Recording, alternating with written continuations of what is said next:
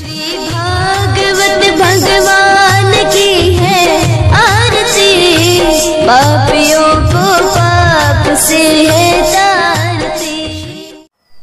हरे कृष्णा। सभी भक्तों को श्रीमद् भागवतम के इस सत्र में हार्दिक अभिनंदन।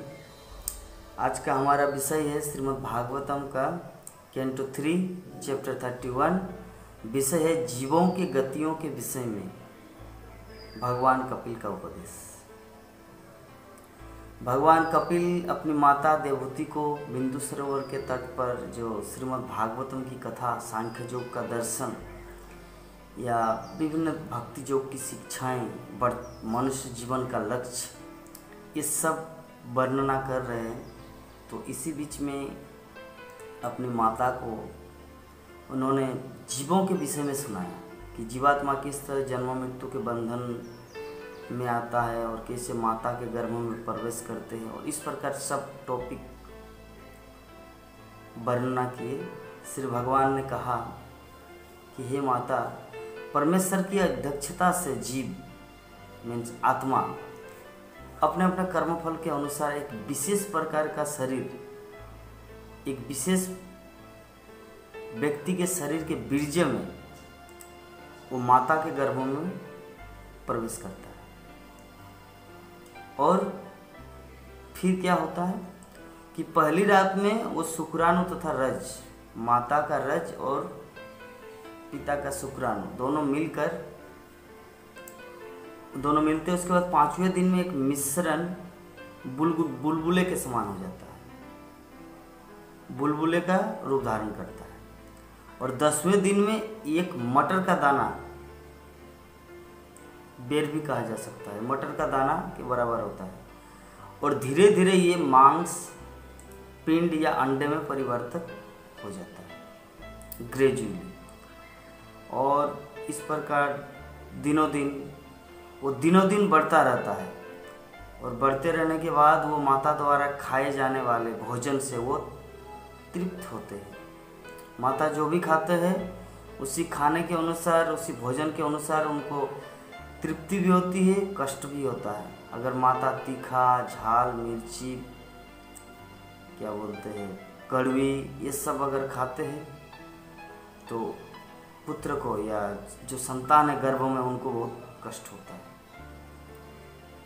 तो इस प्रकार जब वो दिनों दिन बढ़ते हैं, माता द्वारा खाए जाने पर वो तृप्त होते हैं।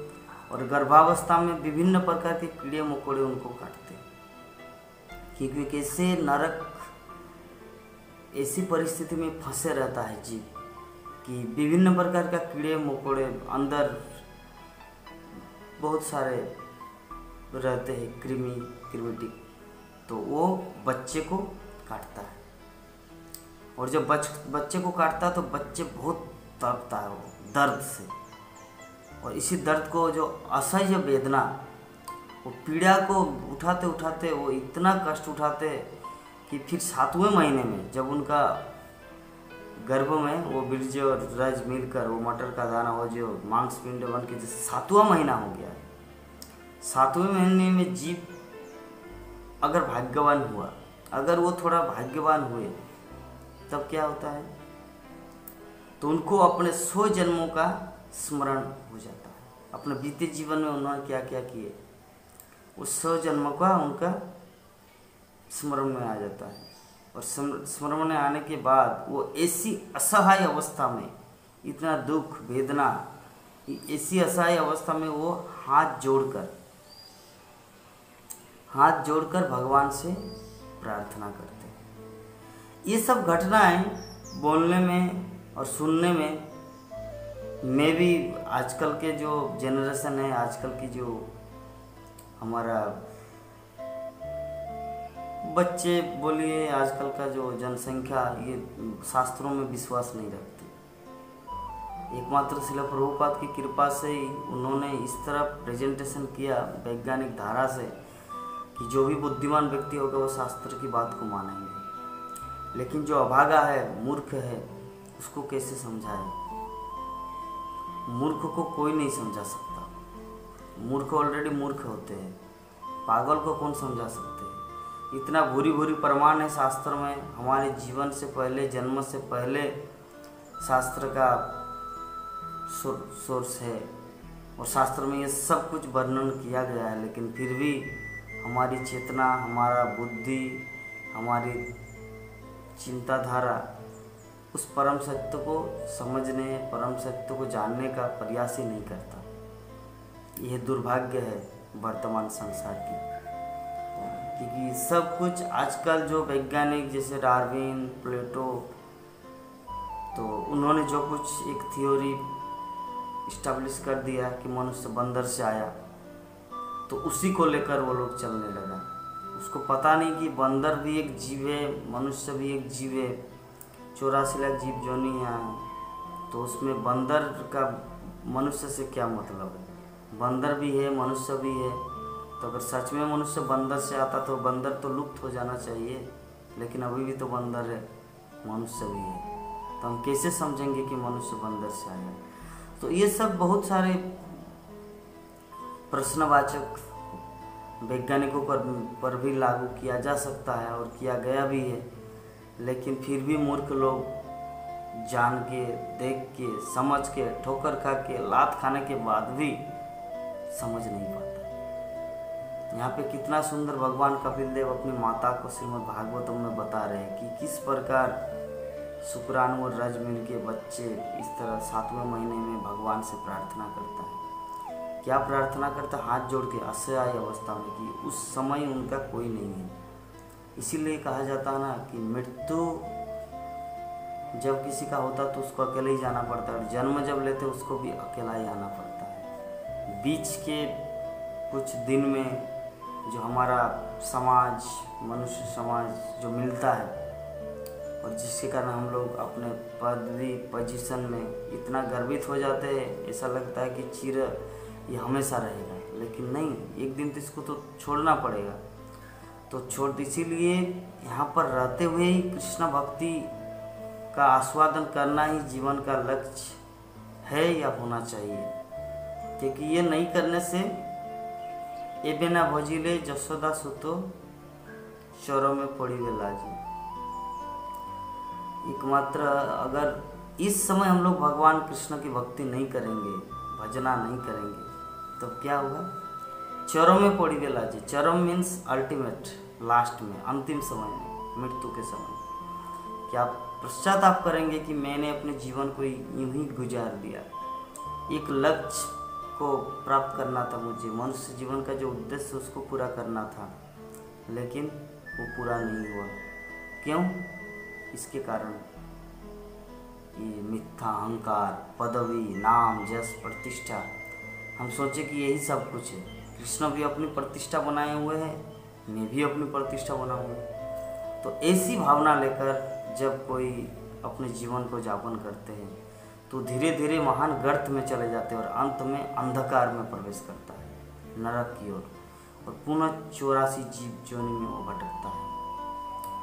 इसीलिए हम लोग को ये सीरियस मैटर, ये सब तथ्यों को जानना है। ये जो जगत है, मनुष्य जीवन क्यों मिला है, क्या उद्देश्य हमारा जीने का, क्या उद्देश्य हमारे जीवन का, बिना जाने पागल कुत्ते की तरह इधर उधर दौड़ना, ये एकदम मूर्खता है, हमारी बेवकूफ़ी है। हम लोगों को समझना चाहिए, शास्त्र में भूरी भूरी प्रमाण दिया गया कि मनुष्य जीवन क्यों मिला है और उद्देश्य क्या है, मनुष्य जीवन का उद्देश्य क्या होना चाहिए। क्यों पागल की तरह हम लोग मन में सोचते हैं, दिमाग में अगर सोचेंगे थोड़ा बहुत तो उसी दिमाग को शास्त्र में लाना है, और उसी दिमाग को जब शास्त्र के माध्यम से लाएंगे तो जो ज्ञान हम लोग को मिलेगा तब हमारा जीवन सार्थक होगा। क्योंकि शास्त्र भूत वर्तमान भविष्य, हमारे पूर्व जीवन में क्या है और भविष्य में क्या होने वाले, सब कुछ शास्त्र आईना की तरह सब लिखा है। और शास्त्र की बातों को जब हम लोग एक साइड में रख के अपने मन के अनुसार चलते हैं ना, हम लोग पागल बन जाते हैं। इस संसार में सभी पागल है। श्रील प्रभुपाद बोले कि जगत में रहने वाला सभी व्यक्ति पागल है, एकमात्र कृष्ण के शुद्ध भक्त छोड़कर। क्यों बोले ये बात? क्योंकि शुद्ध भक्त जानते जीवन का लक्ष्य क्या और क्या होना चाहिए, और उसी अनुसार वो कार्य करता है, कृष्ण की इच्छा। क्योंकि हम सब कृष्ण के एक अंश है और अंश का कार्य है पूर्ण की सेवा करना। जैसे शरीर, तो शरीर का विभिन्न अंग है, जैसे मेरा अंगुली है, तो इस अंगुली के द्वारा हम शरीर की सेवा कर सकते हैं। जैसे मुट्ठी भर चावल प्रसाद कुछ अपने मुख में डाल सकते, खाएंगे, तो ये भी अंग है, ये भी मेरा शरीर का एक हिस्सा है। हाथ और जो मुख है ये भी शरीर का हिस्सा है, पूरा बॉडी तो पूरा है। तो अगर हाथ अगर इंडिपेंडेंटली काम करे, स्वतंत्र रूप से, नहीं मैं ये खाना मुंह को क्यों दूं और मुंह के द्वारा वो खाना पेट में क्यों चला जाए, नहीं नहीं मैं वो करने वाला नहीं हूँ, मेरा हाथ ही खाएगा। तो अगर वो ऐसा सोचे तो पागल है या नहीं है, ये हम लोग को सोचना है। तो उसी प्रकार वर्तमान संसार में हम सबको पता है, हम आत्मा जो है परमात्मा का अंश है, भगवान का विच्छिन्न अंश है, अविच्छिन्न अंश है। लेकिन हम लोग क्या करते हैं, उस भगवान को भूल जाते हैं और वो जो चाहते हैं, पत्रम पुष्पम फलम तय, जैसा कृष्ण चाहते हैं, राधा माधव जैसे चाहते हैं, वैसे काम नहीं करते। हम लोग अपने मन मर्जी से करते। तो व्हाट, तो हम लोग क्या है, who am I, we are mad, एक पागल है, क्रेजी। तो इस पागल जीवन से बचने के लिए, ये वास्तविक जीवन में आने के लिए एक कृष्ण भक्ति की जो पंथा है, कृष्ण भक्ति की जो धारा है, इस्कॉन, इस international society for Krishna consciousness, Srila Prabhupada जो इस्टेब्लिश किया, ये सब तत्वों को हम लोग को जानना है, अपने जीवन में उतारना है और अपने भक्ति में आगे बढ़ना है। क्योंकि दुनिया पागलों, ये जो दुनिया है, सच बताऊं तो everybody is a mad person, हर कोई पागल है। जब तक वो कृष्ण का भक्त नहीं हो जाता, कृष्ण का शुद्ध भक्त नहीं हो जाता, तब तक वो अपने वास्तविक स्थिति में अभी तक नहीं है, मेंटल में है वो। लोग कहते हैं उनका मेंटल हो गया, तो मेंटल तो हर कोई है। इस संसार में जो भी प्राणी है जो कृष्ण को छोड़कर अपने लिए कर्म करता है, वो मेंटल है। हम तो उदाहरण दिए कि अंगुली अगर भोजन मुख में ना दे, मुख का भोजन पेट में ना जाए, तो अंगुली अगर सोचे नहीं मैं क्यों दूँ, हाथ सोचे अगर मैं क्यों दूँ भोजन मुख में, मैं हाथ हूँ, तो हाथ का काम करेगा। अरे हाथ का काम करोगे, लेकिन सब दृष्टिकोण से पूरे शरीर की सेवा करना ही हाथ का काम है। सब दृष्टिकोण से मुंह, शरीर, पूरे शरीर का सेवा कर, मुंह अगर नहीं खाएगा तो शरीर बचेगा कैसे, हाथ अगर नहीं देगा भोजन तो खाएगा कैसे। तो हर दृष्टिकोण, सबका मिलावट, सब तरह का कॉम्प्रोमाइज होना चाहिए। तो उसी प्रकार हम सब एक एक क्षुद्र सूक्ष्म आत्मा है। तो ये आत्मा का काम है भगवान की सेवा करना। और जब भगवान की सेवा करते तो हम लोग नॉर्मल पोजीशन में रहते हैं, और जब भगवान की सेवा नहीं करते तो हम क्या है, एक पागल है, एक हाथ की तरह। जब गर्भावस्था में भगवान विष्णु को, चतुर्भुज नारायण को, कृष्ण को जब देखते हैं वो जीव, तो जीव हाथ जोड़ के उनसे प्रार्थना करते कि हे प्रभु, मैं इस बार प्रॉमिस करता हूँ, वादा करता हूँ आपसे, पृथ्वी लोक में जाने के बाद ही आपका भजन में शुरू कर दूंगा, स्टार्ट कर दूंगा, और अत्यंत शीघ्र ही मैं आपके धाम में लौट कर आऊँगा। परमात्मा को बोलते हैं कौन, वो जीव, जो जीव उस गर्भ में, माता के गर्भ में ऐसी अवस्था में सर को नीचे पैर को ऊपर करके जो इतना कष्ट अवस्था में रहते हैं, तो वो ऐसी अवस्था में भगवान जब उनके सामने प्रकट होते हैं तो उनको प्रार्थना करते हैं। तो जब तक वो ऐसी कष्ट अवस्था में, जब भगवान जीव बोलते हैं, श्रीमद् भागवतम में जीव क्या बोल रहे हैं वो श्रीमद् भाग, और कपिल देव अपनी माँ को एज इट इज सुना रहे हैं कि जीव बोलता है कि जीव वाचा, कि मैं उन भगवान के चरण कमलों की शरण ग्रहण करता हूँ जो अपने विभिन्न नित्य स्वरूपों में प्रकट होते हैं और इस भूतल पर घूमते रहते हैं, वही मुझे अभयदान दे सकते हैं। भगवान को प्रार्थना करे कौन, वो जीव, जो गर्भ में, माता के गर्भ में हाथ जोड़ के प्रार्थना करे कि हे प्रभु, मैं आपके चरण में दंडवत प्रणाम करता हूँ और शरण ग्रहण करता हूँ, जो अपने विभिन्न नित्य स्वरूपों में राम, कृष्ण, विष्णु, नृसिंहदेव, विभिन्न रूपों में, जिस जगत में चैतन्य महाप्रभु रूपों में वो प्रकट होते हैं और भूतल पर घूमते रहते। किस लिए? जगतवासियों को उद्धार करने के लिए, जगतवासियों को कृष्ण भक्ति देने के लिए। तो वही प्रभु मुझे अभयदान दे सकते हैं। बाकी कोई भी मुझे इस भय से, इस यंत्रणा से, इस दुख भरी अवस्था से मुझे कोई छुटकारा नहीं दे सकता, एकमात्र मेरे प्रभु भगवान विष्णु, भगवान श्री कृष्ण। तो ये जीव इस तरह प्रार्थना करते हैं और उसके बाद वो अपना एक्सप्लेनेशन कर रहे। जीव बहुत ज्ञानी है, लेकिन जब वो इस जगत में आ जाते तो मूर्ख बन जाते हैं, मतलब उसका याददाश्त ही चला जाता, स्मरण ले लेते, माया जब पकड़ लेते तो इतना दर्द होता है।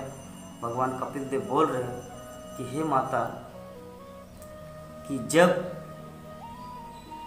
जीव का जन्म होता है तो माता के गर्भ से जब वो निकलते हैं तो निकलते वक्त इतना कष्ट होता है। उससे पहले वो बोल रहा है, गर्भ में ही भगवान को बोले कि हे प्रभु, मैं विशुद्ध आत्मा हूँ, परंतु अपने कर्मफल से बंधा हुआ अब प्रकृति की व्यवस्था अनुसार हमें अब इस गर्भ में स्थापित किया गया है, और जिसके कारण में अपने कर्मफल के अनुसार, जीव क्या बोल रहे हैं, अपने कर्मफल के अनुसार मुझे भी इस माता के गर्भ में रखा गया है। तो ऐसी अवस्था में सुखदेव गोस्वामी परीक्षित महाराज को सुना रहे, कपिल देव अपनी माता को सुना रहे, मैत्रेय ऋषि विदुर को सुना रहे, और नैमिषारण्य में सूत गोस्वामी 88,000 ऋषि मुनियों को सुना रहे कि अपनी माता के उदर के रक्त, मल तथा मूत्र के कूप में गिरकर और अपनी मां की जठराग्नि से दग्ध देहधारी जीव बाहर निकलने की व्यग्रता में महीनों की गिनती करता रहता है। और कितना दिन लगेगा मुझे इस कूप से निकलने के लिए, महीनों की गिनती करता है। 1 महीना हुआ, 2 महीना हुआ, 3 महीना हुआ। तो भगवान, ये अभागा जीव कब इस कारागार से मुक्त हो जाएगा? तो इस प्रकार वो प्रार्थना करते कि हे प्रभु, मैं इतना दिन इस महीने में, इतना दिन तक इस गर्भ में रहा, हे प्रभु, हे भगवान, हे विष्णु, ये अभागा जीव कितना दिन तक इस मल मूत्र के कूप में, जठराग्नि में, सिर्फ नरक में पचता रहेगा, सिर्फ कष्ट उठाते रहेंगे। आप मुझे कृपा करके इस व्यग्रत भरी स्थान से मुक्त कर दीजिए। जब जीव ये प्रार्थना करता है भगवान, तब भगवान अपनी कृपा दृष्टि से वो वायु प्रदान करते, जिस वायु के माध्यम से बच्चा, वो संतान उस गर्भ से इस पृथ्वी लोक, मतलब वो गर्भ से निकलता है। एक वायु है, शक्ति है। जब भगवान को प्रार्थना करते हैं जीव, उसके बाद प्रार्थना सुनने के बाद भगवान उसको आशीर्वाद देते हैं। ठीक है, मैं आप पर विश्वास किया, मेरा कॉन्फिडेंस है कि इस जीवन में जाके यही आपका अंतिम जीवन है, आप मेरी भजन करेंगे, आप मेरी भक्ति करेंगे और मेरे धाम में लौट कर आएंगे, मैं इंतजार करूंगा आपका। इस तरह भगवान गर्भ में ही जीव के साथ बातचीत करता है। लेकिन अभागा जीव जैसे इस जगत में आ गिरता है, आने के बाद जो स्नेहमयी माता और बाकी आस पास पड़ोस के लोग सिर्फ हंसते हैं, खिलते हैं, कितना सुंदर बच्चे का जन्म हुआ। लेकिन जब वो जन्म होता है, जब जीव का जन्म हो जाता है, तो उसको विभिन्न प्रकार का चींटी, मच्छर और छोटे छोटे कीड़े उसको काटता रहता है। और जब वो निकलता है, उसके बाद बहुत सारा खुजलाहट होते हैं उनके शरीर में, जीव के शरीर में, लेकिन वो अभागा खुद कर नहीं पाते, छोटा नवजात शिशु। और वैसी अवस्था में उनके मनोभाव को कोई समझ भी नहीं पाते, सभी हंसी खुशी से बच्चे का जन्म हुआ, हैप्पी बर्थडे टू यू ऐसे करके खेल, हैप्पी बर्थडे अगले साल होगा, 1 साल बाद, 12 महीने कंप्लीट होने के बाद। लेकिन फिर भी वो लोग, बच्चे का जन्म हुआ, रो रहा है, क्योंकि जब तक रोता नहीं तब तक उन लोग को हंसी नहीं आता। माया का संसार, इतना दुख भरी संसार, और ये जीव रोता रहता अपने कष्ट के कारण। तो ये सब चीज को भगवान देखते हैं तो भगवान बार बार जीव को बोलते कि हे जीव, हे जीवात्मा, आप अनेक कष्ट उठाए, विभिन्न जन्म जन्मांतर आप विभिन्न माता के गर्भों में गए, मैंने आपको हेल्प किया, मैंने आपको मुक्त किया। हर बार आप मेरी प्रार्थना करते हैं, मैं आपके पास आता हूँ और आपको हेल्प करता हूँ और आपको गर्भ से मुक्त कर देता हूँ, ताकि इस जीवन में जाकर आप मेरी भक्ति करेंगे। तो मैं चाहता हूँ कि ये आपका जीवन अंत जीवन हो, ये लास्ट जीवन हो और मेरे पास भगवत धाम जाने का। तो भगवान इतना कुछ आशा करते। तो इसके माध्यम से एक चीज़ हम लोग को समझना चाहिए, जो भगवान अगर चाहते तो क्या डायरेक्ट उसको हाथ पकड़ कर भगवत धाम नहीं ले जा सकते? जा सकते, लेकिन फिर भी भगवान ऐसा क्यों नहीं करते? क्योंकि जीवात्मा की कुछ सूक्ष्म स्वतंत्रताएं हैं, कुछ इच्छाएं होती हैं। तो वो इच्छा जो है आत्मा को दिया गया है, तो भगवान उसमें हस्तक्षेप नहीं करते, उसको इंडिपेंडेंस दे देते। देखिए मैं आपके साथ हूँ, भगवान बोलते देखिए मैं आपके साथ हूँ, अगर आप मेरे साथ जाना चाहते हो अभी भी जा सकते हैं, लेकिन मैं आप पर छोड़ दे रहा हूँ, आपकी क्या इच्छा है, आप जाइए संसार में, मेरा भजन कीजिए। और व्यक्ति आ जाता है, सब कुछ जानता है। इस संसार में कौन ऐसा व्यक्ति नहीं है जो कृष्ण भजन करना जीवन का लक्ष्य है, जानता है, लेकिन वो उसे नेग्लेक्ट कर देता है, विश्वास नहीं करता। अरे क्या कृष्ण भजन, जो नहीं विश्वास करता वो रावण की कैटेगरी में आ जाता है, दुख पाता है, कष्ट पाता है, रावण, कंस, हिरण्यकशिपु। और जो भजन करता है वो भक्त प्रहलाद महाराज की तरह, ध्रुव महाराज की तरह भगवान उनकी रक्षा करते हैं। तो मनुष्य जीवन हम लोग को मिला है, इस तथ्य को जानना है। ये शास्त्रों की बात साक्षात अपना जो नित्य स्वरूप है हमारा, वो प्रकट हो जाएगा। अगर हम लोग शास्त्र का अध्ययन करेंगे, शास्त्रों को पढ़ेंगे, श्रीमद् भागवतम को स्टडी करेंगे, तो सच में हमारा जो नित्य स्वरूप है, हमारा जीवन का लक्ष्य क्या, वो सब प्रकट हो जाएगा। और यही प्रकट करने के लिए मनुष्य जीवन, ये भक्ति की पंथा श्रील प्रभुपाद ने इस्कॉन इस्टेब्लिश किए सारे जगत में। इस्कॉन मूवमेंट हरे कृष्ण महामंत्र का विश्व के लिए, कल्याण के लिए हरे कृष्ण महामंत्र दिए। तो एटलीस्ट जो भी हम लोग को रोज हरे कृष्ण महामंत्र जप करना चाहिए, भगवत गीता भागवतम को पढ़ना है, सुनना है, सत्संग में जाना है। और इस प्रकार भगवान कपिल देव अपनी माता को जीवों की गतियों के विषय में वर्णना किए कि किस प्रकार जीवात्मा का जन्म होता है। उसके बाद जीवात्मा जैसे किशोरावस्था में आ जाते हैं जन्म के बाद, फिर उसका बच्चे सब जितना सहपाठी एक साथ खेलते हैं, स्कूल जाते हैं, पढ़ाई करते हैं, फिर और युवावस्था में आ जाते हैं। तो किसी अगर लड़का है तो किसी दूसरे विपरीत लिंग के साथ उनका प्रेम हो जाता है। प्रेम मतलब क्या है? जस्ट अट्रैक्शन, आकर्षण, और दोनों एक दूसरे को आकर्षित होते हैं, शादी हो जाता है, फिर उनका बच्चा होता है, फिर वो बूढ़ा हो जाता है, फिर पुनर्जन्म के मृत्यु के संसार में चले जाते हैं। क्यों? क्योंकि भजन नहीं किया। तो ये सब नहीं होना चाहिए। जो हम सबको इतना ज्ञान मिला है, तो इस ज्ञान को हमारे जीवन में उतरना है। क्योंकि देखिए, एक बच्चा जानबूझकर आग में हाथ दे या अनजाने में हाथ दे, आग का काम है जलाना।